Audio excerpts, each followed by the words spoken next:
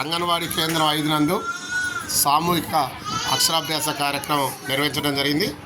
Anganwadi teacher ఆకుల రజని ఆధ్వర్యంలో తల్లులు మరియు పిల్లలకి తల్లుల చేత మరియు వచ్చినటువంటి అతిథుల చేత అక్షరాభ్యాస కార్యక్రమం ప్రారంభించడం.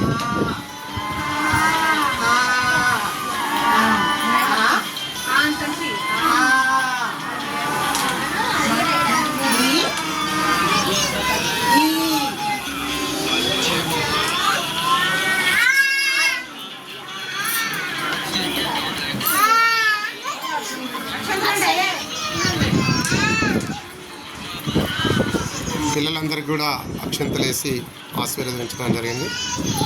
తల్లులు కూడా వారి చిన్నారుల భవిష్యత్తులో మంచిగా చదువుకోవాలని దీవిస్తూ టీచర్ మరియు తల్లులు మీరు కూడా టీచర్ కాదు పిల్లలకి